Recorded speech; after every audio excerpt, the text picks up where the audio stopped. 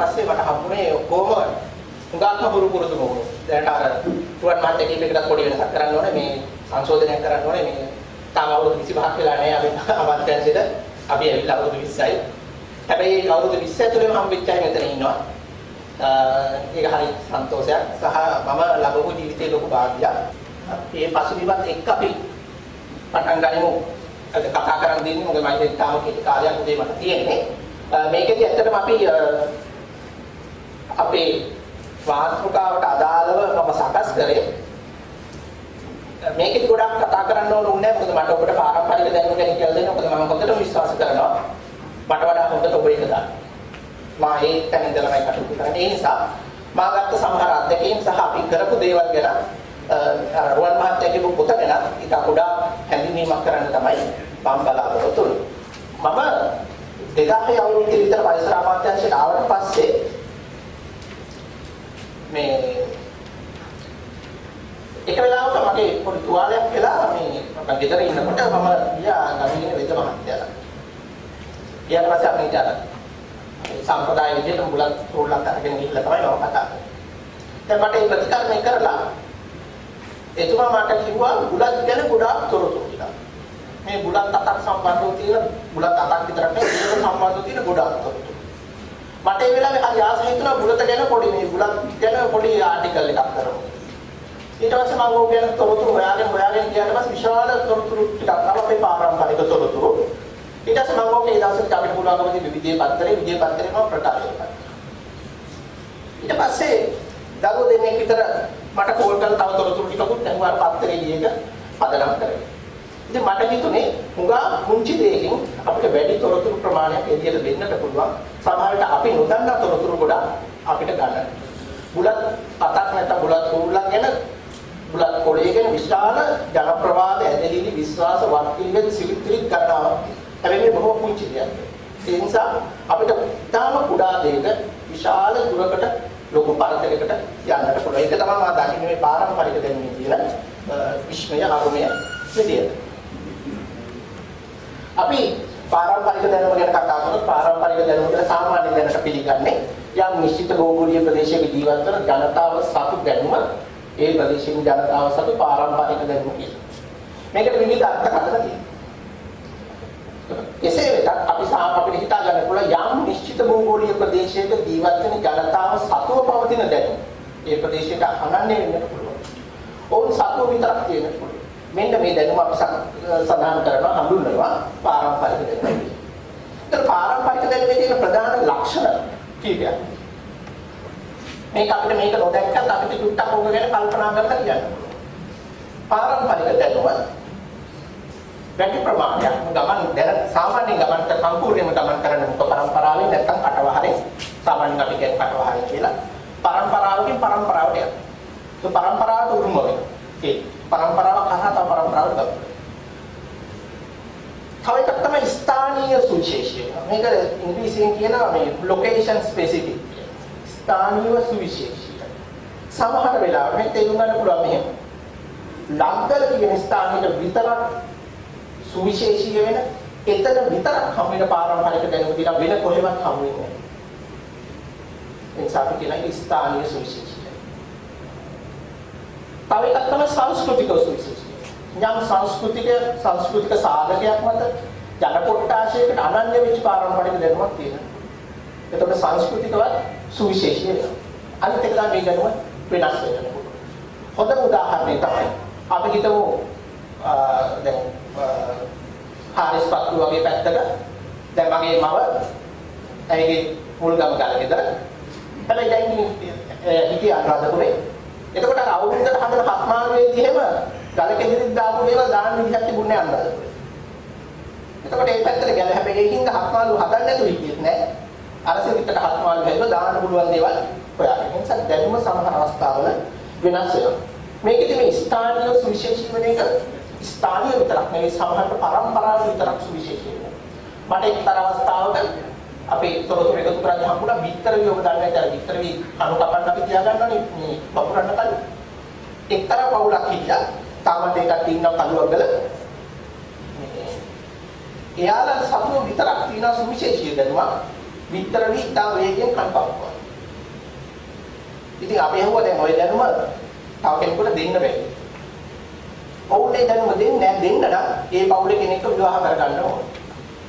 මමත් ඒකට බැඳලා ඉන්නේ ඒකින්ද දැනුම ගන්න බැහැ. තාමත් ඒ දැනුම එතන. හැබැයි ප්‍රශ්නේ වෙන්නේ ඒ પરම්පරාව විනාශ වුණාට පස්සේ ඒ දැනුමට මොකද වෙන්නේ? ඊවෙන් දැනුම රාශියක් අද වෙද්දී අපේ රටේ තුරන් වෙලා ඉන්න.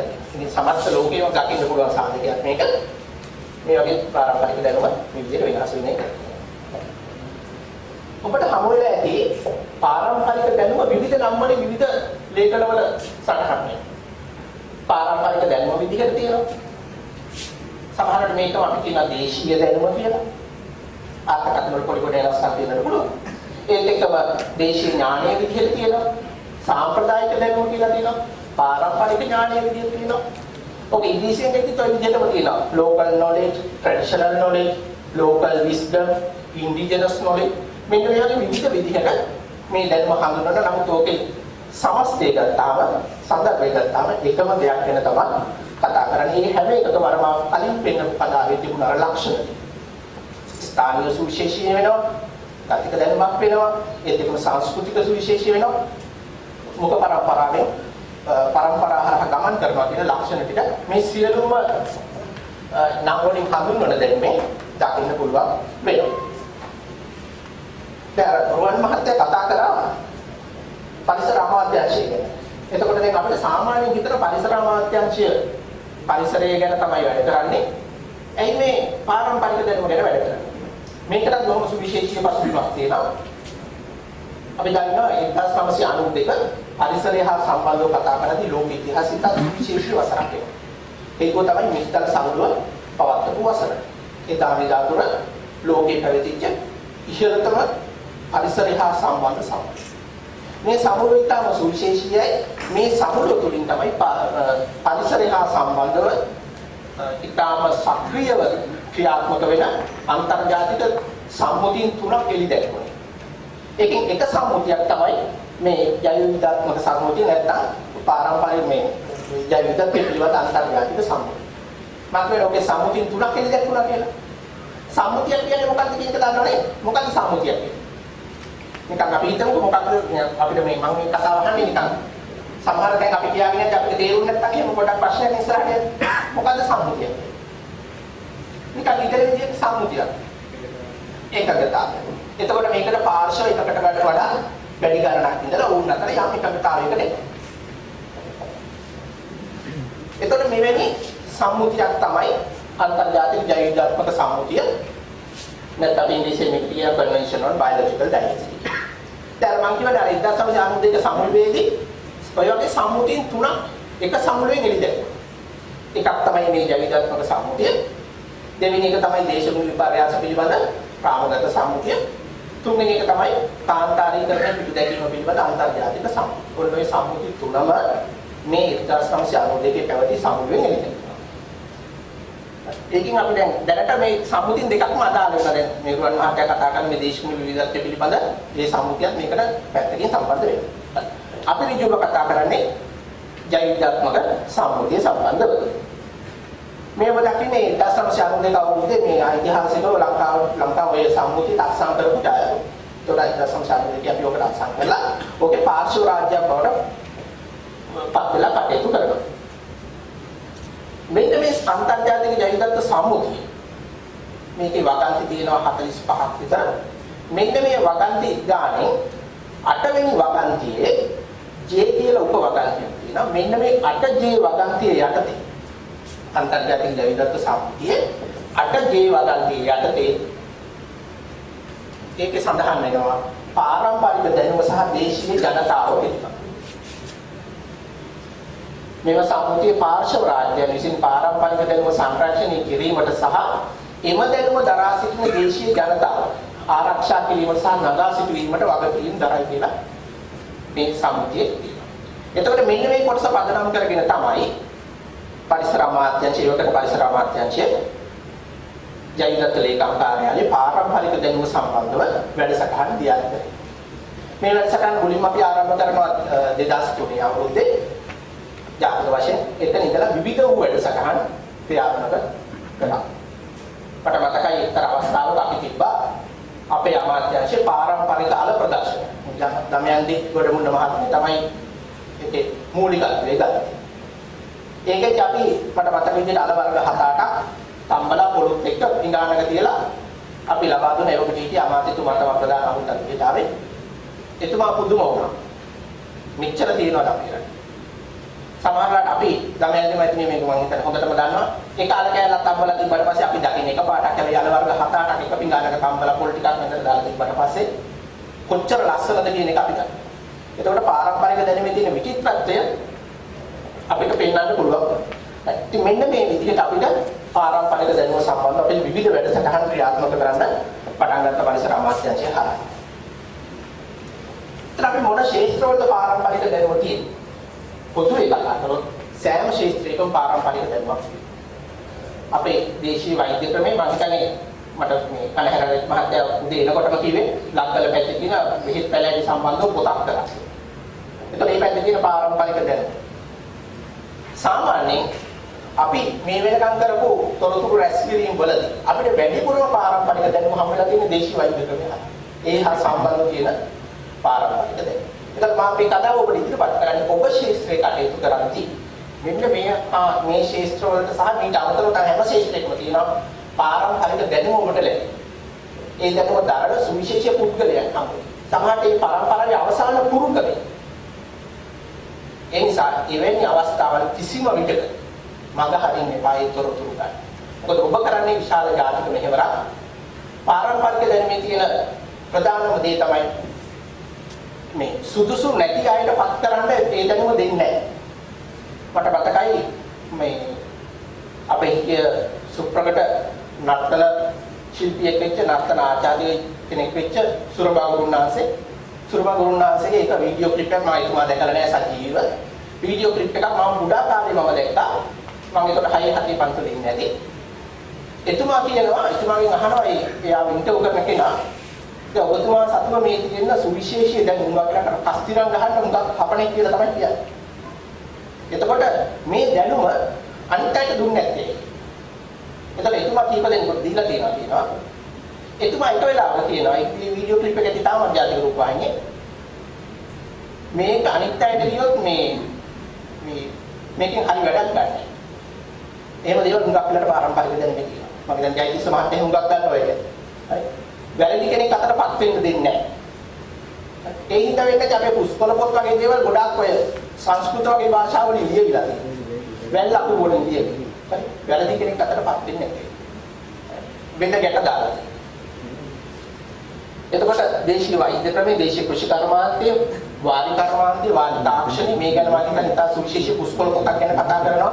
අපේ රටේ තිබිලා නැති වුණ පුස්කොළ පොතක් වාරි තාක්ෂණي සම්බන්ධව දේශීය වාස්තු විද්‍යාව සටන් ශිල්පේ අපේ කියන අංගම්පොර වගේ දේවල් ගැන ගෘහ කර්මාන්ත කලා ශිල්ප ඔය විවිධ ශාස්ත්‍රවල මේ දැනුම දිනම හිතන අපේ ගාමී ස්වාමීන් වහන්සේ වැඩම කරලා ඉන්න ඔබ වහන්සේගේ මූලිකත්වයෙන් අපි පැවැත්වුව පරිසර අමාත්‍යාංශයේ පාරම්පරික ආහාර ප්‍රදර්ශනයක් ඔබ වහන්සේ සහභාගී වුණා එකට මම හිතන්නේ ප්‍රධාන දායකත්වයක් ලැබුවේ ඔබ වහන්සේගේ ආයතනය හරහා. ඉතින් මම හිතන්නේ අපිට අරුමයක් වෙච්ච පුස්කොළ පොතක් ලියන එක අපිට එදා ඔබ වහන්සේක බලා ගන්න පුළුවන්. මට මතකයි ආව කට්ටිය ඔක්කොම වට වෙලා එතන බලන් හිටිය කොහොමද කලුව අදින්නේ මේ සියලු දේවල්. ඉතින් අපිට මේ වගේ දැනුම ඔබ ශාස්ත්‍රයේ කටයුතු කරද්දී යම් තැනකදී හමු වෙනවා නම් හැකි සෑම උත්සාහයක් යොදලා මේ දැනුම රැස් කරගන්න. මොකද මේ දැනුම බොහොම ශනිකව අපෙන් ඉලිලා යන්න පුළුවන්. ඒතකොට මේ සියලුම දේවල් මේ පාරම්පරික දැනුම වියකිලා යන්න බලපාන සාපේ. මේ ප්‍රශ්න ගණනාවක් තියෙනවා. පරම්පරාව හරහා ගමන් කරන එක නැති වෙලා තියෙනවා. විශේෂයෙන්ම පොත්වල වගේ ප්‍රදේශවල අපි තොරතුරු හොයද්දී වැඩි කිලෝ ළඟ තියෙනවා. නමුත් ඊළඟ පරම්පරාවට මේක යන්න අවස්ථාවක් නැහැ. ඒ කටිය දැනුම දෙන්නේ අනිත් කටියගේ දැනුම ගන්න උත්සාහයක් ගන්න මෙවැනි ප්‍රශ්න තියෙනවා. ඒත් එක්කම දැනුම දරන්න නැහැ. මට මතකයි අපි පොත්වලේ මගේ අධ්‍යයනයකට කරපු පරීක්ෂණයකදී එතන තිබුණා පුරුපණුව කියන රෝගයට හදන සුවිශේෂී බෙහෙතක්. ඒකට මේ බෙහෙතේ නමට කිව්වේ කැකුණ බොර. එතකොට ඒ ගමේ හිටියා වටවිලක් අත්තා කියලා එයා තමයි මේවට තොරතුරු දුන්නේ. එතුමා මේ තොරතුරු එකතු කරලා අවුරුදු 84ක් වයස. ඊට පස්සේ මේක අපි සම්පාදනය කරලා ග්‍රන්ථයට අරගත්තට පස්සේ අමාත්‍යාංශයෙන් යෝජනා කරා මේ කැපුණ බොර කියන එක හදන එක ප්‍රැක්ටිස් කරලා බලනවා. ඊට පස්සේ අපි කීප දෙනෙක් එකට දිනයක් දාගන්න යනකොට එතුමාගේ 7 දවසේ දාන දවසේ. දැන් මේ දැනුම පොත්වලත් නැහැ. කොහෙවත් නැහැ. මමත් පොතක විතරක් ලියලා තියෙනවා. මෙන්න මෙහෙම හදලා මේක ගන්නට පුළුවන්. ඒ ඇරෙන්න ඒ ප්‍රදේශයේ ඒ දැනුම නැහැ. අද. එතකොට තාක්ෂණික සහ ආර්ථිකමය බලපෑම් අපි දන්න ඕනෑම ශාස්ත්‍රයක විශේෂයෙන් පාරම්පරික දැනුම වගේ ශාස්ත්‍රයක මේ ප්‍රශ්නේ බලපානවා. තාක්ෂණික සහ ආර්ථිකමය බලපෑම් මත අර පාරම්පරික දැනුම එක අඩු භාවිතයකට ලක් වෙන එක අඩු සැලකිල්ලකට භාවිතයකට ලක් වෙන එක සිද්ධ වෙනවා. සංරක්ෂණ ක්‍රියාමාර්ග වල ගැටලු තියෙනවා. ඒත් එක්ක පාරම්පරික දැනුම නැවත සමාජගත කරන්න අපි යෝජනා කරන්නේ මෙතන මේ අඛණ්ඩ වැඩසටහනක් ක්‍රියාත්මක නොවීම තමයි ප්‍රශ්නේ කියලා. වැඩසටහන තියෙන හැබැයි මේ වැඩසටහන අඛණ්ඩව එක විදිහට ක්‍රියාත්මක වෙනවා නම් මා හිතන්නේ සුවිශේෂී මෙහෙවරක් වෙනවා. නමුත් අපි දන්නවා උගක් රට විශේෂයෙන් පරිසර ගවේෂණ සංගමයේ හරහා ඒත් එක්කම ඒහා සම්බන්ධව ක්‍රියාත්මක වෙන මේ ජාල හරහා විශාල වැඩ කොටසක් ක්‍රියාත්මක වෙනවා. නමුත් අපි යෝජනා කරනවා තවදුරටත් මේ වැඩසටහන ශක්තිමත් කරලා ඉදිරියට ගෙනියන්න පුළුවන් නම් උගක් ඉහළ වටිනාකම අපිට ගන්නට පුළුවන් කියලා මට මතකයි. අපේ මුගල් මහත්තයා හදුවා විසගලා මේ සාර්වජනික පාවිච්චි කරන්න පුළුවන් ගලා. ඉතින් අපි ගොඩාක් ඔය ගැන කතා කරලා අපිට මේක දෙන්න පුළුවන් තව තැන් වලට. වෙන වෙන අය සමාජගත කරන්න පුළුවන්. ඉතින් බලන්න අපිට ලොකු අවස්ථා ගොඩක් තියෙනවා. ඒ බග විවර කරගෙන අපි ගියා නම් අපිට තව හොඳ කාලයක් අපිට උදා වෙනවා. අනිත් එක තමයි අපි දකින යම් ප්‍රතිපත්ති මේ ගැටලු සමාජ විශේෂයෙන් මට මතකයි ඒ වෙලාවක අපි පාරම්පරික දැනුම පිළිබඳ සම්මන්ත්‍රණයක් පවත්වන විශාල ගැටුමක් ඇති වුණා එතන ප්‍රතිපත්ති මේ ගැටුම. මොකද එක වෙලාවක තියෙනවා රට කල්පේ හොඳයි කියලා. තව පැත්තකින් ආවා මේක හොඳ නැහැ. ඉතින් අපි ඇත්තටම සමුල්ව තිබ්බේ පරිශන පත්‍රයයි ඉදිරිපත් කරන නම් එතන විශාල මතවාදයක් යන කියලා බොහොම අමාරුයි. අපි ඒක බෙර. මෙවැනි ප්‍රශ්න ගැටලු අපිට හමු වෙනවා. මේවා ඍජුව බලපානවා පාරම්පරික දැනුම සම්බන්ධව. හැබැයි මම දැන් කලින් පොඩි වෙලාවකට කලින් නිවන් මහත්තයත් එක්ක කතා කරලා කිව්වේ දැන් ලෝකෙ පාරම්පරික දැනුම ගැන ගොඩාක් වැඩ කරන්න පටන් ගන්නවා. ඒකයි. අර අන්තර්ජාතික ජීවිත සම්මුතියේ පාරම්පරික දැනුම ගැන කතිකාවතක් ගොඩ නැගුණා. ඒ වෙද්දී ඒක පදනම් කරගෙන ප්‍රතිපත්ති මාර්ගෝපදේශ මෙවැනි දේවල් දියුණු කරන්න පටන් ගත්තා. සම්පාදනය කරන්න පටන් ගන්න කියලා ලෝක ප්‍රජාව. ඔබ දන්නේ නැති අක්වේකොන් ගයිඩ්ලයින් එක වගේ අක්වේකොන් මාර්ගෝපදේශ ඔබට හොයලා බලන්න පුළුවන් අන්තර්ජාලේ. උඟා වෙලාවට යම් තැනක තියෙන සංස්කෘතික උරුම ඒ ජනතාවට අනන්‍යයි. ඒ ජනතාව සතු උරුමයක්.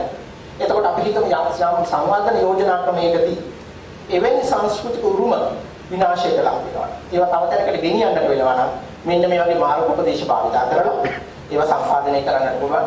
ඒවට හානියක් නොවන විදිහට සකස් කරන්න පුළුවන් වෙන්නේ මාර්ගෝපදේශ මේ විදිහ ලෝකේ ක්‍රියාත්මක වෙනවා. අනිත් එක තමයි අපේ පාරම්පරික දැනුම දැන් අපි කතා කරන්නේ අස්පර්ශීය උරුමයක්. ඉතින් මේක අල්ලන්න බෑ. හැබැයි අපේ තියෙන උරුමයක්. දැනුම. ඒතර මම හිතන්නේ මේකේ මේ දැනුම ගැන කතා කරන්නේ මේ ගොඩක් වෙලාවට.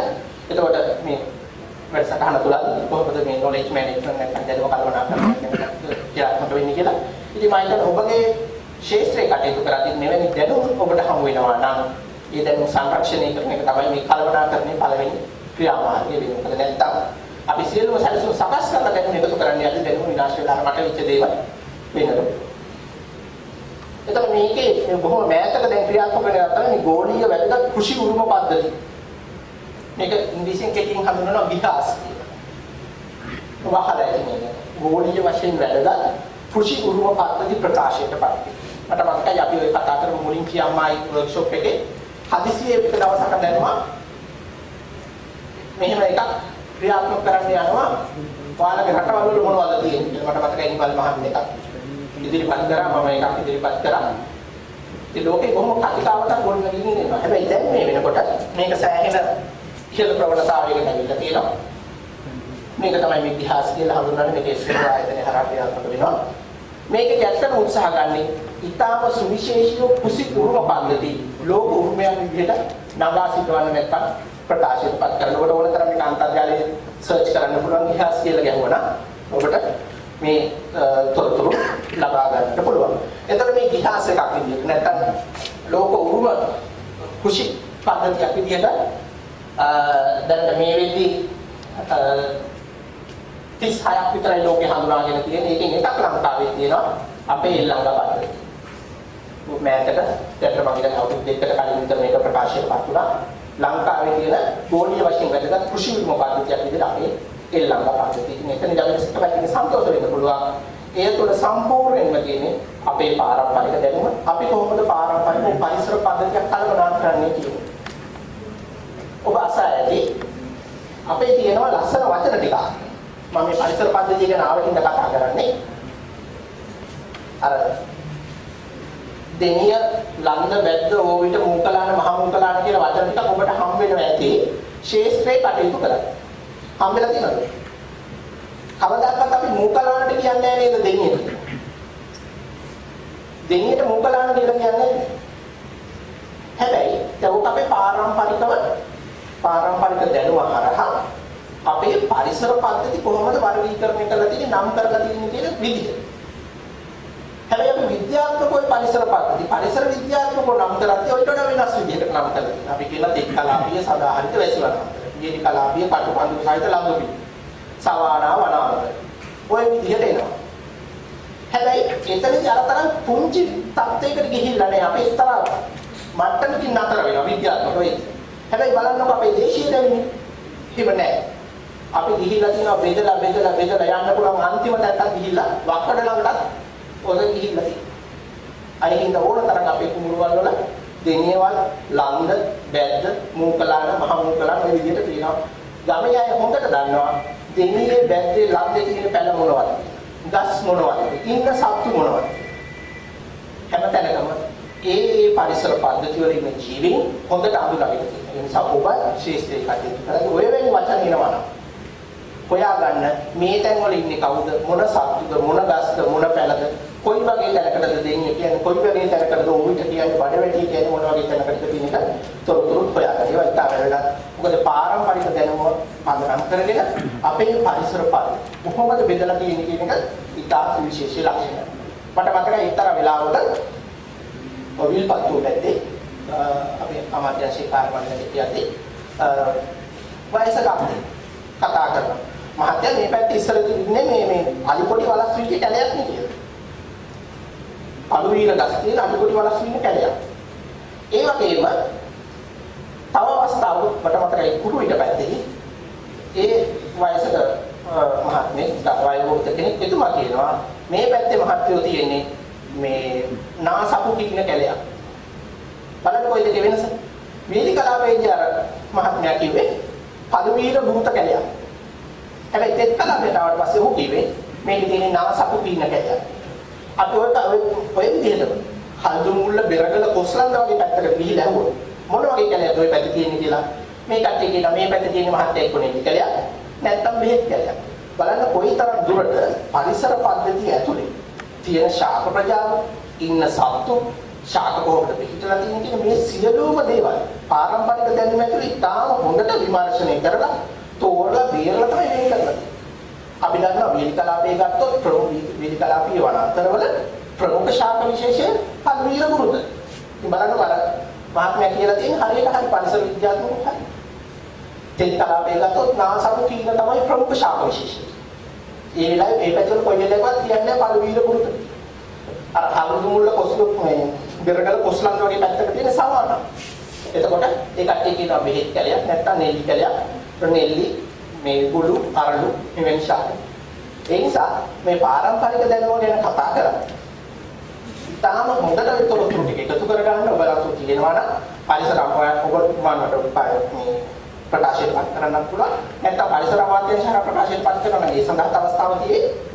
එකතු කරගන්න මේ තොරතුරු ඉතාම සුවිශේෂී විදිහට පරිසර පද්ධතිය සම්බන්ධව හේතු වෙන්නා වූ ජෛවිකත්වයේ සම්බන්ධව ඒ ජෛවිකත්වයට එක්ක තියෙන අන්තර්ක්‍රියා සියල්ලක්ම බොහොම හොඳට විමර්ශනය කරලා ගොඩනගපු දැනුමක් තමයි පාරම්පරික දැනුම කියලා කියන්නේ. දැන් අපි එතනින් නැවතත් මෙතනම ආවා. මොකක්ද මේ ගෝලීය වශයෙන් වැදගත් කෘෂි උරුම පද්ධතියක් කියලා කියන්නේ? මෙහෙම ප්‍රකාශයට පත් කරන කෘෂි උරුම පද්ධතියක මෙන්න මේ ලක්ෂණ තියෙනවා. සෞන්දර්යාත්මක අගය සහිත ලස්සනයි. කෘෂි ජෛව විවිධත්වයේ තියෙනවා. අපි දන්නවා ඔබතුමාලා වැඩ කරන ශේෂ්ත්‍රය ඉතාම ඉහළ කෘෂි ජෛව විවිධත්වයක් තියෙනවා. මම පස්සේ පෙන්නන්නම්.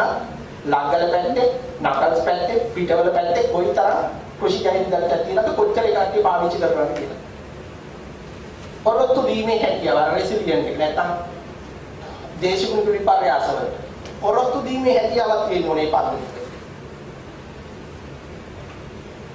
ඒ පොරොත්තු දීමේ හැකියාව තියෙන පරිසර පද්ධතිය වලින් සමන්විත සහ වටිනා සංස්කෘතික උරුමයන්ගෙන් යුක්ත වූ දර්ශන. එතකොට ඔන්නෝයි සාධක සියල්ලක්ම මේ ගෝලීය වශයෙන් වැදගත් කෘෂි උරුම පද්ධති වල තියෙනවා. සෞන්දර්යාත්මක අගින් ඉහළයි, කෘෂි ජෛව විවිධත්වයෙන් ඉහළයි, පොරොත්තු දීමේ හැකියාව තියෙනවා, වටිනා සංස්කෘතික උරුමයක්. එතකොට බලන්න ඔබ අපි කතා කරන අපේ ලංකාවේ ප්‍රකාශයට පත් වෙච්ච දැනට ප්‍රකාශයට පත් වෙලා තියෙන ඊළඟ පද්ධතිය අධික මේ මැච් කරලා ඒ ටික තියනවාද නැද්ද කියලා. අසර අමාත්‍යාංශයේ විදිහට අපිට අවශ්‍ය නම් මේ පාරම්පරික දැනුම රැස් කරන්න. එකතු කරන්න. හැබැයි එකතු කරද්දී තියෙන ප්‍රශ්නේ තමයි එක්කෙනෙක් ළඟ විතරක් ඔය පොලිටික තියලා ගත්තට පස්සේ ඕක වේයෝ කාලා ගියොත් වැඩි ඉවරයි. ඒ නිසා අපිට අවශ්‍ය වුණා මේක ප්‍රකාශයට පත් කරන්න ග්‍රන්ථ වෙන්න. ඒ නිසා අපි වෙනුම 1 2 3 විදිහට අපිට හමු වුණු පාරම්පරික දැනුම අපි ලේඛන කරනවා. හැබැයි හොඳට ඔබට අපි හුඟක් සැලකිලිමත් වුණා. අපි හිතමු අපේ නිමල් හේවානිල මහත්තයා ළඟ හරි, දමයන්දි මැතිණිය ළඟ හරි, කාලඟ හරි තියෙන දැනුමක් අපි ගත්තා. අලකම්බන්නේ මෙහෙමයි. කියලා අපි ලියලා දැනුම දරන කෙනා අනුරුද්ධ දෙන්න ඕන කියලා මගේ නම එහෙම මම දාගත්තේ නැහැ. ඒ නිසා අපි හැම වෙලේම මේ දැනුම ගත්ත කෙනාගේ නම තමයි දැනෙන්නේ. මොකද යම් අවස්ථාවක් වුණොත් ඒ දැනුමේ අයිතිය දෙන්න ඕන. මොකද අපි සංරක්ෂණය කරනවා නම් ඒ දැනුම තමයි අපි සංරක්ෂණය කරන්නේ. ඔහුගේ අයිතිය සහිත. ඒ ප්‍රදේශයේ සහිත අපි යම් කිසි පොතකින් ওই දැනුම ගත්තා නම් ඒ පොතේ නමත් ඔකේ දාලා තියෙනවා. අපි අපේ නම දාගෙන නැහැ කිසි කෙනෙක්. මොකද ඒක අපි කරන අපි තා විශාල වංචාවක්. මොකද යුතුය. අපි මේ අදාළ දැනුම සහිත කෙනාගේ නමින් මේ දැනුම ප්‍රකාශයට පත් කරනවා. මේ ග්‍රන්ථ මේක මම හිතන්නේ පරිසර අමාත්‍යාංශය හරහා සමහර ග්‍රන්ථන දැනුම තියෙනවා ගන්න පුළුවන් ඇති. මම ඔබට මේක පෙන්නේ මේක මේ වගේ දෙයක් ඔබටත් කරන්න පුළුවන්. තමයි ලංගල ප්‍රදේශයේ තියෙනව පාරම්පරික දැනුම ලේඛනගත කරන්න පුළුවන්. ඔබ ගිහිල්ලා බැලුවොත් එහෙම මේ ඔබ ටයිප් කරලා බලන්න පුළුවන් මේ Indian traditional knowledge digital library කියලා ගියොත් ඉන්දියාවේ තියෙන පාරම්පරික දැනුම ගැන තියෙන digital library එකක්. ඒකට ඇතුළට යන්න බෑ අවසර නැහැ. නමුත් ඔබට මූලිකව ගන්න පුළුවන් කොහොමද මේ වගේ රෙජිස්ටර් එකක් හදන්නේ කොහොමද මේ රෙජිස්ටර් එක තොරතුරු තියෙන වගේ දේවල්. ඉතින් මේක සාමාන්‍යයෙන් රෙජිස්ටර් එකක් ඇතුළේ. අපි ඉස්කෝලේ තියෙන රෙජිස්ටර් ඒ වගේ දැනුම් මේකක විදිහට අපි කියලා තියෙනවා. එක් කාණ්ඩයක් උදාහරණයක් විදිහට දේශීය වෛද්‍ය ක්‍රමයට අදාළ දැනුම වෙනම කාණ්ඩයක් තියෙනවා. ඊට පස්සේ පශු සම්පත් නැත්නම් ගව වේදකමට අදාළ දැනුම වෙනම කාණ්ඩයක්. ඒත් එක වන සම්පත් භාවිතයට අදාළ දැනුම වෙනම කාණ්ඩයක්. මේ විදිහට අපි දෙකකට කරලා තියෙනවා. ඒත් එකම අපිට පුළුවන් වුණා පාරම්පරික දැනුම හා සම්බන්ධව විද්වත් කතිකාවතක් ගොඩනගා ගන්න. මොකද මේ ගැන පරීක්ෂණ කරන අය ගොඩක් ඉන්නවා. මේ පාවිච්චි කරගන්න. ඉතින් ඒ කට්ටියට පොඩි වේදිකාවක් අපි හදලා දුන්නා. ඇත්තට මේක අවස්ථා තුනකදී අපි තිබ්බා. යම් විශේෂම විශ්වවිද්‍යාල වල මේක පැවැත්වුවේ. ඒ වගේ දැනක පාරම්පරික දැනුම සම්බන්ධව සම්බන්ධනය. මේක දවස් 3ක් 4ක් තිබ්බේවා. තිබ්බදයක් මෙතන පරීක්ෂණ පත්‍රිකා පරීක්ෂණ කිව්වට අර අපි හිතන්නේ බර ලැබ් එකේ තියෙන පරීක්ෂණ කියලා ඒ වගේ නෙවෙයි. පැදුරු වියන අය එයාලා පැදුරත් එක්ක මෙතන ඇවිල්ලා වියන හැටි පෙන්නලා ඒක දිග පාවිච්චි කරන පම්පෝ මේ පාට කරන්නේ කොහොමද පංකල් කියන්නේ කොහොමද අලු ගහන්නේ කොහොමද මේ සියලු දේවල් එතනදී ප්‍රකාශයට පත් කරලා විද්වත් කතා සභාවක් එක මේ යම් සංවාදයකට කොට නැතුවා. වැඩි ජනතාව ඇවිල්ලා ප්‍රසන්න කරා. ඒක කොහොමද මේ කඩද්දි කොහොමද මේ මැස් වෙලව ගන්නේ? මෙවැනි දේවල් අපිට පුළුවන් වුණා වැඩි ජනතාවගේ අය මේ වේදිකාවට ගෙනල්ලා මේ වගේ පරීක්ෂණ පත්‍රිකා ඉදිරිපත් කරා. මේක තමයි අපි පවත්වපු පාරම්පරික ආහාර ප්‍රදර්ශන. දමයන්දි මැතිණිය ආවද කියලා මට සුබ මතකයක් නැහැ. හැබැයි මට හොඳට මතක සිද්ධියක් තියෙනවා. මෙතන ඉන්නවට කවුරු හරි මේ කොහොල්ලෑ උඹට තාපෝයි මම දන්නේ යටිස මහත්තයා කෑවයි. නිමල් මහත්තයා කෑවා. කොහොල්ලෑ උඹට තාපෝයි අපි නම් කෑවා මම දක්ෂිණී මහත්තයා අපි කට්ටිය කෑවා. මෙතෙන්දි මම අපි ආරාධනා කරා යම් ආහාර තාක්ෂණය හා සම්බන්ධ පාරම්පරික දැනුම තියෙන කණ්ඩායම් වලට ඉන්න දවස් දෙකක් ඔබ තිබ්බා. එතන ඒ කෑමක් ගෙනල්ලා අමුද්‍රව්‍ය ගෙනල්ලා එතන උයන්නේ සියලු පහසුකම් දීලා තිබ්බා. අන්න දෙන්න. මට මතකයි අර්ණායකේ කණ්ඩායම ආවේ ෆුඩ් බෝඩයක් විතර කොහොල්ල කුලියක් අරගෙන. ඇවිල්ලා මේ කට්ටිය හැදුවා මේ රස ඔම්ලට් එකක්. ඔබ පිළිගන්නවද? මම ජීවිතේ දෙසරේ කාලේ තියෙන්නේ. සාමාන්‍ය ඔම්ලට් එක කොයි අර කොහොල්ල වලින් හදපු ඔම්ලට් එකයි දෙක එකට දීපහම දෙක හොයාගන්න. ඒක වගේ. රසක් දෙකයි. ඒක දැන් හිත හදාගන්න එපා. දමයන්ති මහත්මිය එහෙම අදගෙදර ගිහිල්ලා තියෙන කොහොල්ල ටික එකතු කරලා එහෙම හදන්න එපා. එහෙම හදන්න බෑ. ඒක විශාල රෙසිපියක්. ඒක තමයි පාරම්පරික දැනුම. ඒක තමයි අර තාක්ෂණ. සමහරට ඒක තමයි අර ඊළඟ පරම්පරාවේ සුදුසු කෙනෙකුට නොදෙන්නේ. ඒ නිසා මෙවැනි සුවිශේෂී කෑම වට්ටෝරු ඔබට ලැබෙවි. මට රුවන් මහත්තයා කිව්වා ඔබට කරන්න පුළුවන් දේවල් කියන්න කියලා. කරන්න පුළුවන් ගොඩක් දේවල් තියෙනවා. right. අපිට කතා කරන්න ප්‍රධානම දේ පාරම්පරික දැනුම අනුසාරයෙන් ඇසුරෙන් කොහොමද අපි කාලගුණික අනාවැය බල කරන්නේ. මම ඔබට මේ දේවල් කියන්නේ අපිට ඇත්තට මේක ගැන පොත හදාගෙන යද්දී අපිට මේකට තොරතුරු අඩු වුණා. සෑහෙන මහන්සියෙන් තමයි අපි පොත නිර්මාණය කරගන්න ඕනේ. ඉතින් මෙවැනි දැනුම ඔබට හමු වුණොත් එකතු කරන්න. මේක හොඳ පදනමක් වේවි ඔබට. අපි දන්නවා සාමාන්‍යයෙන් වහින එක ගැන පායන එක ගැන සත්තු හරහා අනාවැය අපිට ගන්නෑ. කිරලෙක්ගේ මොකක්ද අපි ගන්න අනාවැය? අපිට හමු වෙන තොරතුරු තමයි අපි හිතමු දැන් මේ කාලේ වැව් ඉන්දී කියන යන්නේ අනුරාධපුරේ. අගෝස්තු. ඉක්විදී වැව් ඉන්දී කියන යනවා. එතකොට වැවේ වතුර මට්ටම අඩු වෙලා ගිහින් අවසාන අවස්ථාවේ නතර වෙනවා. දැන් මේ කාලේ කිරල්ලු බිත්තර දාන. අර වැවේ අඩුම වතුර කිට්ටුව බිත්තර දැම්මොත්. එතකොට අපේ ජනතාව අපේ මේ ගැන දැනුම තියෙන පුතුණු මිත්‍රෝ ඉස්සර ඉඳලම උන් ගැන බලලා කියන්නේ. ඉස්සරහට නම් ලොකුවට වහින්නේ නැහැ. බොහොම පොඩි වැස්සක් තමයි ඉස්සරහට එන්නේ. ඇයි එහෙම වෙන්නේ? ගොඩක් වැස්සොත් අර වැව හොඳට පිරෙනවා. එතකොට මෙයාලා දාලා තියෙන බිත්තර සහ ඊළඟ කුඩා පැටව අර වතුරට අහු වෙන්න ඉඩ වෙනවා. ඒ නිසා ඒ කිරලා කලින් දැනගන්නවා ඉස්සරහට වහිනවද පායනවද කියන එක. ඒ නිසා ගොඩාක් වහිනවා කියලා එයාට දැනෙනවා නම් එයා අර වැව් තාවුලේ ගොඩාක් ඈතින් තමයි බිත්තර දාලා තියෙන අර වතුර මට්ටමට කිට්ටුව නෙවෙයි. ගොඩක් ඈත. ඉතින් මෙන්න මේ නිරීක්ෂණ තමයි අපේ පැරණි භාවිතා කරලා තියෙන්නේ. කොතනද මෙයා බිත්තර දාලා තියෙන්නේ? අර වැවක අන්තිමට වතුර රැඳෙන තැනට කියන්නේ මඩ කල්ලෝ කියලා. අර ඉතුරු වෙන මඩත් එක්ක වතුරත් එක්ක කියන එක කළු පාටයි. එතකොට වැවේ මඩ කල්ලුවට කොච්චරක් ළඟින්ද දුරින්ද කියන එක පදනම් කරලා කියලා බිත්තර දාලා තියෙන කියන එක මත ඉස්සරහට වහිනවද පායනවද කියන එක තීරණය කරලා තියෙනවා.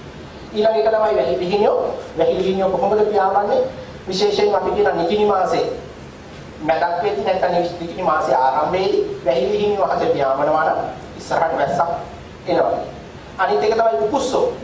ජෝඩුවක් නිකිණි මාසේ පටන් ගන්න ගියහම නිකිණි මාසේ මුල් කාලේ හරි අහසේ පියාඹනවා නම් ඉස්සරහට වහිනවා වගේ තොත්. එතකොට මෙවැනි ලක්ෂණ අපි ගොඩාක් පාවිච්චි කරන පාරම්පරික දැනුමේදී කාලගුණික දෙයක් අනාවැය පළ කරනවා. මේක නම් ඔබ දැකයි. හවුද? වඩුකෝ. එතකොට මේකත් හොඳ දැනුමක් අපි පාරම්පරික යොදාගෙන තියෙන වැව් ජල මට්ටම වැව් අපිට වැව් තාවුල්ල තියෙන ගහක වඩුකුරු ලොකුරු හදලා තියෙන්නේ. පහළ මට්ටමේ අතුවල නම් අපේ මුතුන් මිත්‍ර තීරණය කළා තිබ්බේ ඉස්සරහට ලොකු වැස්සක් වෙන්නේ නැහැ. හැබැයි උඩ අතුවල බැඳලා තිබ්බා. ඒ අවුරුද්දේ විතර දාන්න කූඩු බලින්න උඩ අත්තක නම් කොහොම කියනවා විශාල වර්ෂාවක් ලැබෙනවා කියලා. ඒකත් අර කිරලගේ විදිහම තමයි පදනම තියෙන්නේ. පහළ අත්තක විතර දාලා තියෙද්දි ලොකු වැස්සක් ආවොත් ඒ වතුරට යට වෙලා අර කූඩු පැටව විතර විනාශ වෙන්නට පුළුවන්. හැබැයි ඉහළ අත්තක මේ කූඩු බැඳලා තිබුණොත් ඒ විනාශයකට ලක්වීමක් වෙන්නේ නැහැ. ඉතින් මේක තාමත් අනුරාධපුරේ එතකොට පැදවච්චිය ඔය වගේ රෝපතාවට කහට ගස් තිබිලි මේ වගේ පැතිවල ගොඩාක් මේ දැනුම පාවිච්චි කරනවා. බලන්නකො එතකොට අපි කොයිතරම් සැලකිලිමත් වෙලා තියෙනවද සතෙක්ගේ කූඩුවක් වෙන. හිතන්න කොයිතරම් අපි කොයිතරම් විමසිලිමත් වෙලා තියෙනවද චූටි කාරණයක් ගැන. ඒක හරහා තමයි අපි ගාක් අපේ ඉස්සරහ ප්ලෑන් කරලා තියෙන්නේ සතක් උතනද විතර ගානේ කූඩු හදන්න කියන්නේ. දැන් මේක මේ සැරේ ටෙස්ට් කරලා බලන්න පුළුවන් දැනුමක්. ඒකයි මම මේක පෙන්නන්නේ. මේ තියෙන දියුණු. මම දැන් මට මතකයි ගිය අවුරුද්දේ අපි මැලවත්තියට ගියා. අපි දක්ෂිණ බෙරළ මහත්මියයි අපි වෙන රාජකාරියකට. ඉතාලම වේලි කාලයක් නැවක් බලන්න අපි ගියේ නැව 3-4. ඒ හැම තැනකම තිබ්බ දියුල්. එතන හිටිය අය කිව්වා මේ සැරේන මහත්තයා මේ වැව ඉක්මනට හදා ගන්න ඕනේ මොකද හොඳට වහිනවා දියුල් පළදාව තියෙනවා ගොඩක්. අපි ඉතින් ආයෙත් අපි උක දැනගෙන හිටියේ එහෙනම් මේ සැරේ උක ටෙස්ට් කරලා බලමු කියලා හිතාගෙන අපි ආවා. ඒ වගේම වැස්සා. අර උතුරු මේ සාමාන්‍ය වේග කලාපේ මේ හොඳට වහිනවා කියන එක කොහොමද තීරණය කරන්නේ? යව වාරම් දාලා යන්න ඕනේ. හරි. යව වාරම් දාලාම යන්න ඕනේ. ඒ මට්ටමට වැස්සා. ඒ වගේම සමාන තත්ත්වයක් තමයි මේ සැරේ. මේ සැරේ මම අනුරාධපුරේ ඉන්න එක දන්නේ හොඳටම දියුණු පළදාවක් තියෙනවා. ඒ නිසා මේ සැරේ අපි හිතනවා අර විදිහට වයිලි කියලා. ඉතින් මම ඔබට මේක අදාව ඉදිරිපත් කරේ උත්සාහ කරලා බලන්න මෙවැනි දැනුම ශාස්ත්‍රීය තහවුරු කරගෙන කරාද මම කියවා කැපුණු කර කතාව. ඒක දැනට ලෝකෙ පිළිගන්නවා.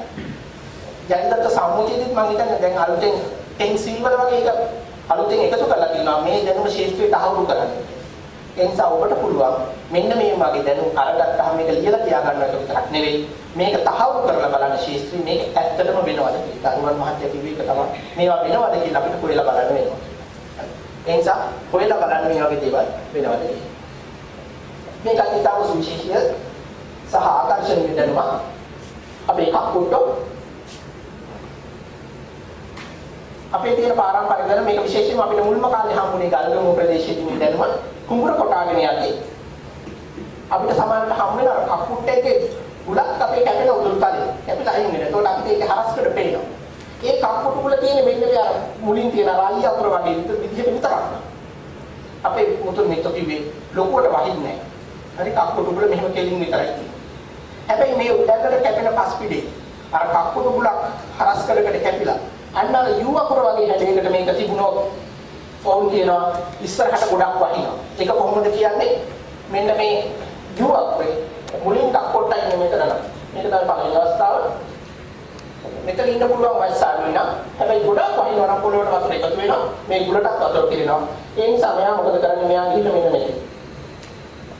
මෙතන රැඳෙනවා. ඉතින් අර අවසාන අවස්ථාවට අපි එන්නේ අරුවන් මහත්තයා කියපු අපි මේ පොත. දැන් අපිට යෝජනා වුණා මෙහෙම පොතක් හදමු කියලා. මේක ඇත්තටම මේ බොහොම අර පහුගිය කොයිත් කාලේ තමයි ආවේ. ඉතින් මේ දෙයක් කරමු කියලා අපිට බොහොම කෙටි කාලයක් තිබ්බා. අපි ඉතින් මේක ලියන්න පටන් ගත්තා. මේ අපි ළඟ කලින් මේක වැඩ කරලා තින්න දැන් මේ මූලාශ්‍ර ටිකක් තිබුණා. ඒ ටික පදනම් කරගෙන අපි ඉතින් මේ දුරකථන මාර්ගයෙන් ගුවන් මාර්ගය දක්ෂිණ මාර්ගය අපි සම්බන්ධ වෙලා මේක ගොඩ නැගුවා. ඉතින් මේක අපේ අරමුණු ටිකක් තිබුණා. මේක කරගෙන යද්දී එකක් තමයි මේ අදාළ තොරතුරු ලේඛනගත කරන එක.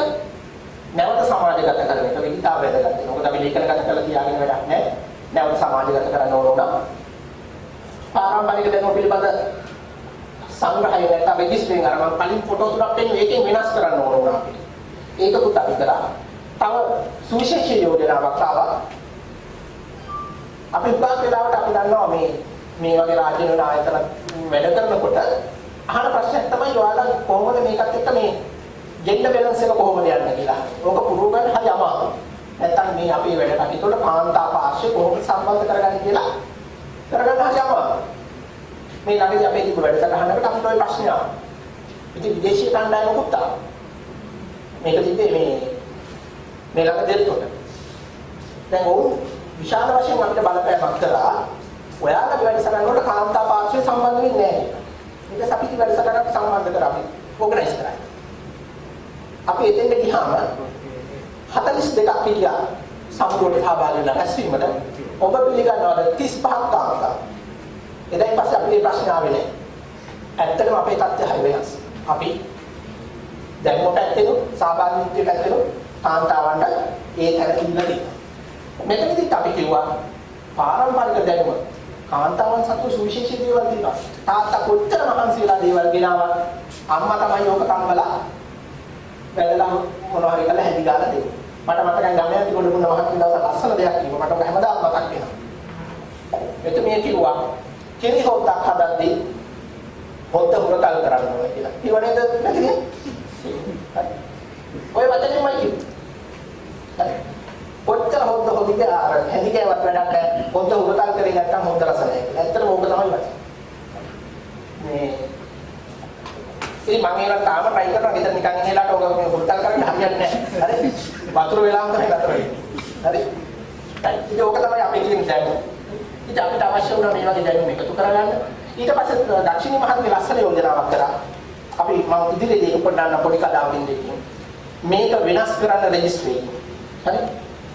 මේක කතාවක් විදිහට ගෙන යන කතාවක් විදිහට මේක නැවත නිර්මාණය කරා. පස්සේ මේක ලස්සන තව යෝජනාවක් ආවරුවන් මහත්තයාගෙන් චිත්‍රාත්මක. ඒක ලංකාවේ ප්‍රකටම මේ ශාස්ත්‍රීය නායකගේ නම කියුණා අපි පසුගියදා අපි අතරින් ගෙවිච්ච සිවිල් වෙත්තසිංහ මහත්මියගේ නම මුලින්ම තිබුණා. තව යෝජන නම් ගන්නවා. හැබැයි මේක ලස්සන යෝජනාවක් කරා. අපි වැඩ කරන්නේ ජනතාවත් එක්ක. එහෙමනම් අපි සිවිල් වෙත්තසිංහ මහත්මියට පස්සේ ජනතාවක් තව ඊළඟ තලයක් නිර්මාණය කරමු.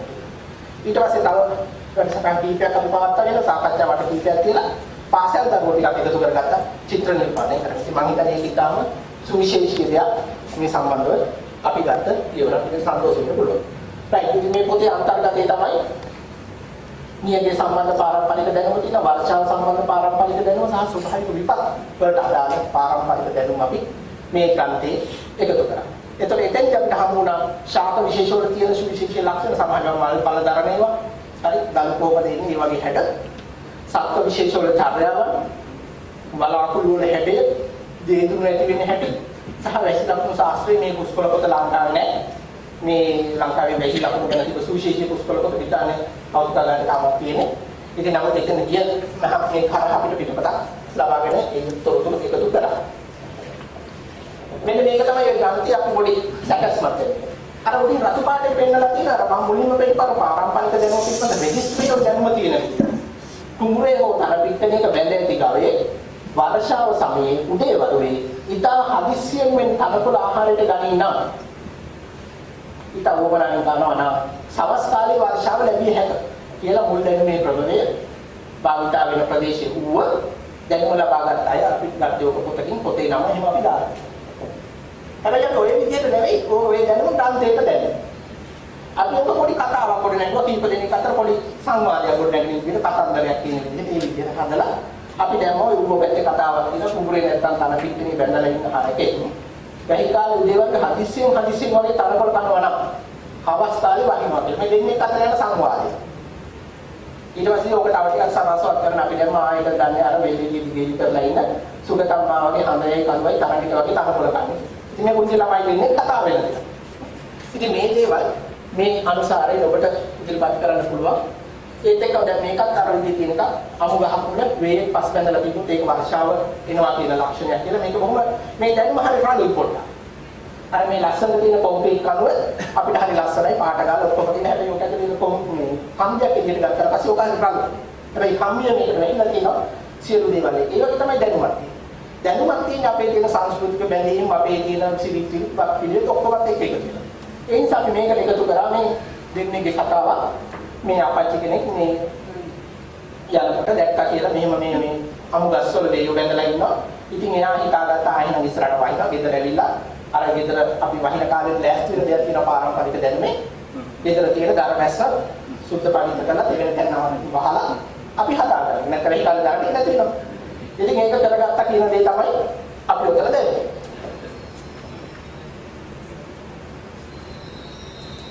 මෙන්න මේක.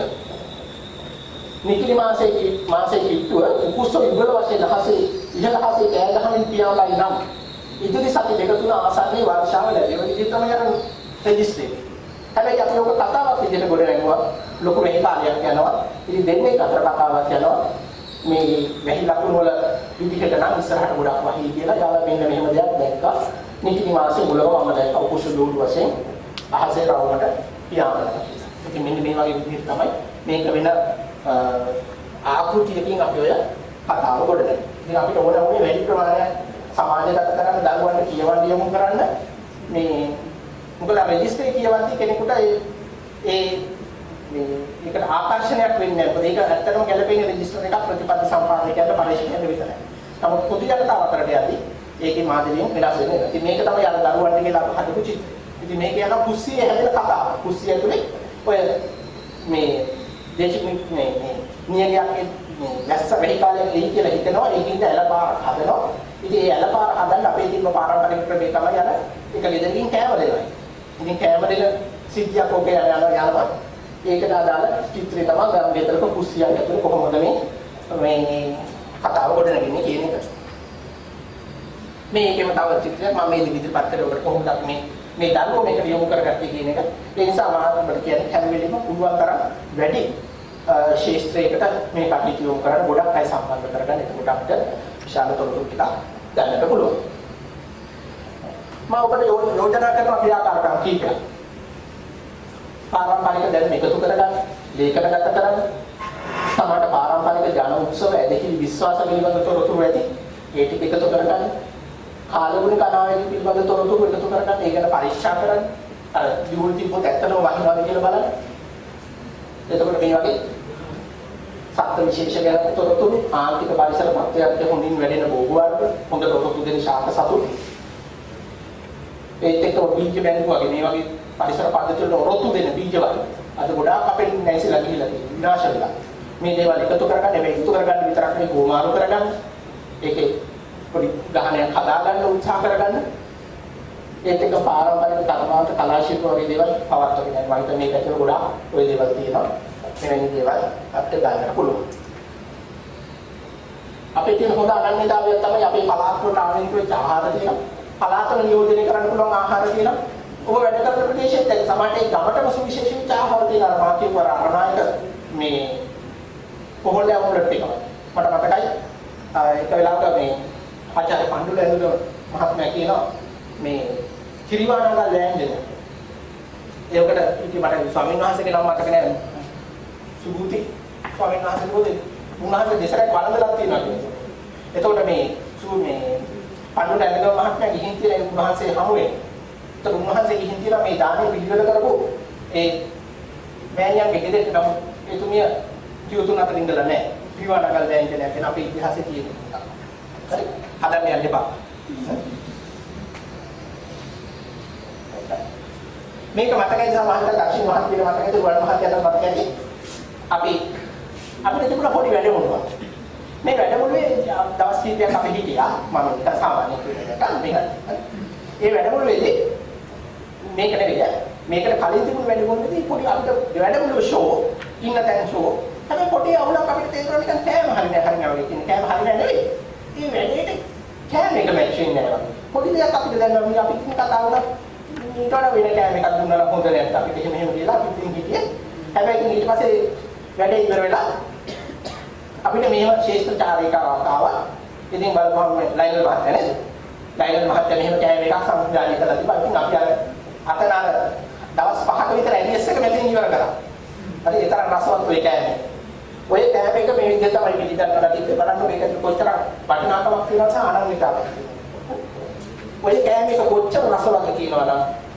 මම බෙදාගත්ත කෑම එකේ ෆොටෝ එකක් ගත්තා. ඔබතුමාට මතකද ඔය වෑංජන ටික නේ? මේ බලන්න කොයිතරම් විචිත්‍රවද කොයිතරම් මේ පැත්ත අතාවිත කරලා තියෙනවද? මේ පැත්ත කොච්චර නිරූපණය කරලා. මේ පැත්තේ තියෙනවා. ඉතින් අපි එනකොට අපි වාහනේ කතාව තිබ්බේ ඕකද? වෙන මොනවත් නෙවෙයි දවස් 4ක් 5ක් තිබ්බ වර්ක්ෂොප් එක ගැන නෙවෙයි තිබ්බේ ඔබතුමාගේ කෑම එක ගැන. හරි. කොහොමද කල්වල කොල හදන්නේ? ඔක කොහොමද අර සැර අඩු කරන්නේ? ඔක හේ යනකන් තියෙනවද? ඔන්න ඔය දේවල් ගොඩාක් අපි කතා කරා. ආනම කියන්නේ මොනවද?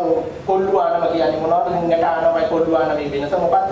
ඔය සියලු දේවල් අපි කතා කර ආවා. එනකම් මම ඔබට කිව්වේ පුංචි දෙයකින් විශාල වෙනසක් කරන්නට පුළුවන්. අර කොරෝනා දවස්වල අපි දෙක කියලා වෙලා ඉන්නේ Facebook එකේ ආව ෆොටෝ එක. මේක බලද්දි මොකක්ද ඔබට හිතෙන්නේ? මොකක්ද හිතෙන්නේ? අපේ පාරම්පරික දැනුම සංස්කෘතිය මේ සියලු දේවල් සමාජගත කරපු හොඳම මෙවලම තමයි තපන්න. ඔය කතන්දර කවුද කිව්වේ? අපේ අම්මා තාත්තා නැත්නම් ආච්චි තමයි ඔගේ මූලිකත්වය.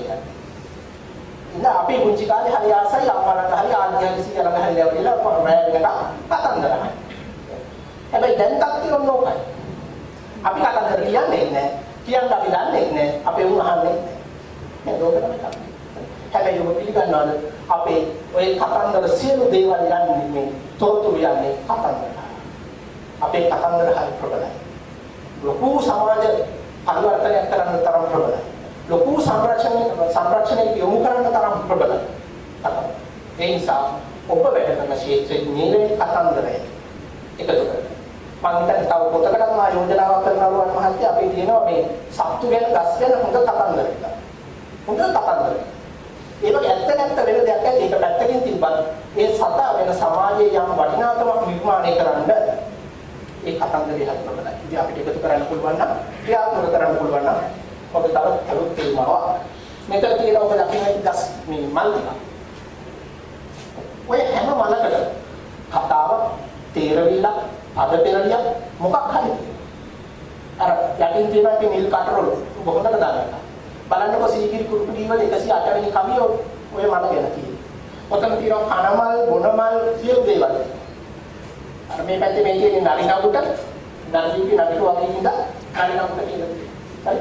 පහුගිය කොරෝනා කාලේ අපි ගෙවල් වල හුඟක් අය තලෙම පොඩ්ඩක් කියලා තියාගත්තා. කවදාකවත් වගා කරන්නේ නැහැ නෙවෙයි. හැබැයි ওই මල් පිපුණා වෙසක් එකට. ඒකට ආර්යලි කලාවේ තියෙන සම්ප්‍රදායක් තමයි වෙසක් එකට තලමල් පූජා කරන තල කියන තල පූජා කරන එක. ඉතින් අපි ගිහිල්ලා වෙසක් එකට යන්නත් බෑනේ. ළඟ පන්සලට තොරින් හරි ගිහිල්ලා තලමල් ටිකක් පූජා කරනවා. අපේ තියෙන සම්ප්‍රදාය තමයි මේ කලාවේ වෙසක් එකට තලමල් පූජා කරොත් තලස් වෙනවා කියනවා.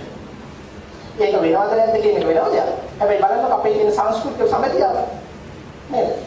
අපි ඒක ඉතුරු කරන්නේ නැතුව අපි ගිහිල්ලා ඒක මේ පූජා කරලා මෙවැනි ගොඩක් සංස්කෘතික සමතියාවක් අපි ගොඩනගනවා. ඉතින් මේ සියලු දේවල් වල ඔය වගේ සංස්කෘතික සමතියාව ඉතින් මේ තොරතුරු ඔබට එකතු කරගන්න පුළුවන් ඔබගේ ශේෂ්ඨ කටයුතු වල. මමයි වුණ මහත්තයා ගොඩක් යනවා මේ අපි මම කියන්නේ ප්‍රධාන සම්පන්දාලික පිටිපස්සේ ඉන්න මෙන්ඩිස් වික්‍රමසිංහ මහත්තයා ටීචර්ස් ට්‍රේනින් ප්‍රෝග්‍රෑම් වල දැන් නම් නතර වෙලා තියෙන්නේ. මේ කතාව පෙන්නලා උඩ ඉන්න සතු දෙන්න අඳුරනව නේද? කවුද උඩ ඉන්නේ? මොනකට අපි දන්නවනේ. අනිත් කෙනා අවිච්ඡය. මේ කතාව පෙන්නලා මම අහනවා මොනරගේ අවිච්ඡයාවේ කතාව දන්නයි පොඩ්ඩක් අත උස්සලා පෙන්නන්න. මම මේක කවුරුත් පහල දාන්න නෙවෙයි කියන මම කියන ඇත්තට. ඔබ පිළිගන්නද ওই කතාව දන්න අය බොහොම පොඩ්ඩයි. අතල උස්සයි. 150 ගත්තොත් තාම සිද්ධ. තව කතාව මොකද්ද? හදිසියේ දැන් වගේ වෙඩින් එකක් තිබ්බා කියනවා මේ මොනකට ඇඳුමක් තිබ්බේ නැහැ කියලා අපිත් එහෙමනේ. මට හිතන්නේ දවම වෙනවා. මේ ඉතින් මේ අවිච්ඡයන ලස්සන එකක් තිබ්බා කිව්වා. ඉතින් අවිච්ඡයක එක මේ ගිල්ල ගත්තා කිව්වා. ඇඳගත්ත මොනරා. පස්සේ දෙන්න හිතුන්නේ නැහැ කිව්වා. ඉතින් ඉන්නවා දැන් මොනරා ඇඳගෙන ඉන්නවා. අවිච්ඡය තාම අපීල් කර කර යනවා. කොහොමද? ආයි කියන කියලා නඩුව ආයෙ අපීල් කරන්න විදිහ කියනවා. නේද? ඔය කතාව. හැබැයි ඔය කතාව දන්න පිරිස හරියට. ඒ අර හේතු අර මම මුලින් කිව්ව ඔය කතාව අපිට කියලා දෙන්නේ අපි ආදි. අද මේ යට දෙකේ කොහොම කතාවක් තියෙනවා. මොකක්ද යට දෙකේ තියෙන කතාව? පිටියගේ කොටියක්. කොටියට ගස්න ඉන්දි ගන්නවා බහින්දි ගන්නවා. ඔව්. ඔක ඇත්තද මක්ද? ඇත්තද? දැන් ඔය බෝල් රෝඩ් එක ගලා තියෙන්නේ කොටිය මත්මත් එන්න බැලුවොත් පණිනවා. පණින්න දුර විතරයි නගින්නේ. පණින්න පුළුවන් පණින්න පුළුවන් දුර විතරයි. විතර නගින්න පුළුවන්. බලන්න ඔය ඔබ දෙන්නටම හරි ස්තුතියි කියමු දැනුම. හරි. ඔය දැනුම ඔය කතාව මට අපේ මට හොඳට මතකයි මම 3 4 පන්ති වල ඉද්දී අපේ අම්මා මට කියලා දෙනවා අපේ අම්මා ඉස්සරහ බෑන්ට දුන්නේ. මම ඔක කවදාකවත් දන්නේ නැහැ. හැබැයි ඇත්තටම ඔය උගන්වලා තියෙන්නේ මොකක්ද? ඇනිමල් බිහේවියර් සත්ව හැසිරීම. අද ඔය විෂය කොහෙද උගන්වන්නේ? විශ්වවිද්‍යාලේ තාම නෑ. ඇනිමල් බිහේවියර් තාමත් අපි උගන්වන්නේ විශ්වවිද්‍යාලේ. හැබැයි බලන්නකො අපේ ගමේ ඉන්න කතාවට කවදාකවත් විධිමත් අධ්‍යාපනය ලැබලා නැහැ. අපේ අම්මා ගෙන් තිබ්බේ 4 පන්තියේ. හැබැයි දීලා තියෙන දැනුම හරියට හරි. අපි දන්නේ මේක ඇත්තටම උට ඉගෙනුවද කියලා. ඒක වෙනම දෙයක්. හැබැයි ඔය කියන චර්යාව හරියටම හරි. ඔන්න නැහැ.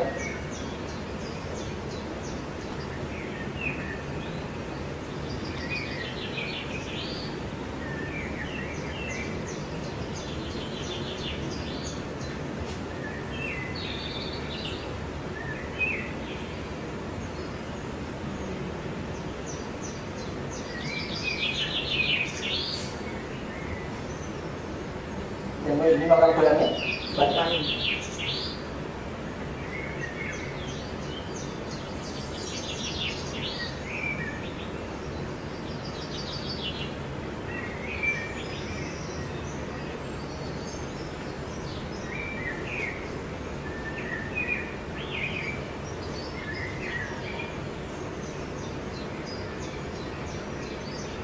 Oh, hari ini aku melu tuh itu gas dekat.